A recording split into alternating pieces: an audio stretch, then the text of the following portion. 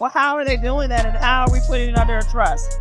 So the good thing is that when you, for example, you bring documents to the table and they're saying, hey, is this business qualified? See, we need to start sitting at the table and asking, what are the qualifications for the entity to borrow the loan? Well, how would they make it themselves credible? Well, Payback score is the biggest way, right? Because it showed that it has a business credit score. And you have experienced business where you're showing that, hey, I have these, maybe you have a light bill, maybe you have a brick and mortar building, maybe you have all these things that you're paying out, allocated. That is a responsibility. Everybody, it is Dr. Tamara Turner, fanpreneur. Look, I got someone very, very special to me, okay? Very, very special to me. Miss Layla Lockwood. Stay rooted. Yes. Creditgenics. Hi, Layla. Hi, thank you so much. Thank you for having me. Thank you for planting a seed years ago, right? Yes. And just the growth for you and your family. I'm super proud of you. You planted that seed and it's growing, it's working for you and your family. So I'm excited to be here. So how you telling folks they can be an LLC? Can you explain to the folks? Yes. What we don't understand is that when we walk out our house, anything that we do on a day-to-day basis, we're doing business with other entities, from your light bill, from your gas bill. They ask you for your personal information to do business with them. Exactly. And when I started understanding that, businesses don't die, people do. And I'm like, you know what? If you really want to leave a legacy, turn yourself into a corporation, and corporation do business together, not people and corporations. And you're actually creating something that outlives you. So what I did was I LLC my name. So it's Layla Lockwood LLC is the business. And So you also spoke on sole proprietorship with your name. Yes. Why should someone sole proprietor and LLC? Sole proprietorship is basically saying, hey, if I have only, I'm solely operating with maybe being a service, providing a service. Because sometimes we'll give our name and like, hey, you want to save 20% on a purchase today. So what we do is I'm going to give our first and last name to the IRS and just create it for banking purposes only. Yeah. What you mean banking purposes? What you mean banking purposes? Listen. Folks don't understand that. Yes. Can you break it into simplest form? The business, how it looks is the trust owns it. I'm on there as a manager, right? So if my name is on there as a manager, my name is actually a trustee as a organizer or operator. I'm a very low position in the business, right? Easy for you guys, okay? Fillable trust agreement, operating agreement. So you don't act as the owner. Correct. Okay? You are the managing trustee of it. Definitely. Guys, we got to shift things, okay? I'm telling you, you walk in that bank confident, speaking their language, you have to look at yourself as a minimized position of the business, because you want to make sure that you pass it on to the next one. So you don't want to be the head honcho. No, we don't. We want to act as a manager. That's the thing. I'm the owner. Yeah. I'm the owner. And I'm the owner. Yeah.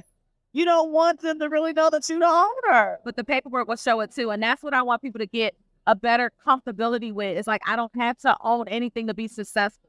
My life has changed drastically within the last 3 years. Wow. And it is because I did not look at everything as I own. Well, wait a minute. I forgot to say something that was important.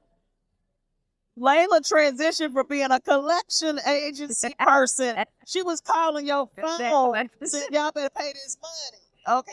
But those experiences built my posture, because I, was behind a cubicle, behind a phone, violating consumers' rights. And you didn't know it at first. No, I just was doing what I needed to do and keep it down. But I learned, learned. And I honestly, when you know better, you do better. Correct. Right. And it no longer align with my spirit of growth, because if I continue to lie to these people, what is it going to do for my family that didn't know? I've helped so many people, and just as a manager, and I love to just say that as I can come to the forefront and say, I don't have to own anything to be validated, to be qualified. I qualified myself. I think a lot of that in reference to validation is because people don't get validated. Yeah. At home. Yeah. So they feel like they need validation, but to be quite honest, being successful in a way undercover is your validation. For me, my success in how I look at today's society is that I changed the narrative within my family. I am the one that's on the front line for my bloodline, and I changed the trajectory for my family. And the fact that I said that no one handed me anything, right? And sometimes we wear that as like a badge of honor. But my honor in is that my children will be handed. Why is it so important to have a trust? You know, it's all about protection and privacy. It's all about legacy. That's what we're missing. You know, we can be wealthy today. You know, I always laugh about my grandmother had the plastic covers on the couch. You know, we had wealth in our family. We still have wealth in our family.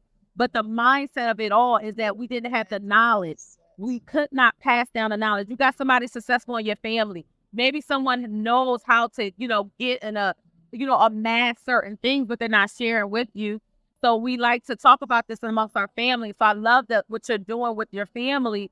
That's important to me as, you know, being a fanpreneur. It is so important about the family. You have sons, you know what I'm saying? 3 boys. So it's like, for me, it was so much about our family. I mean, we travel together. We do everything together. So I couldn't even imagine not making sure on the wealth side that they're taken care of down the line. Yes. You know what I'm saying? Yes. And I sure as heck don't want them going through some of the struggles that a lot of people are going through. Same with you. And so this has definitely been an eye-opening experience learning about the law. Yes. It makes almost make you want to be a lawyer. You know, no, you know, because I think information changes the situation. So the license and the credibility of it all is just knowing and then activating on the. So how did you get here? Meaning what like, How did you pay for it? oh, you know, took it out the trust fund.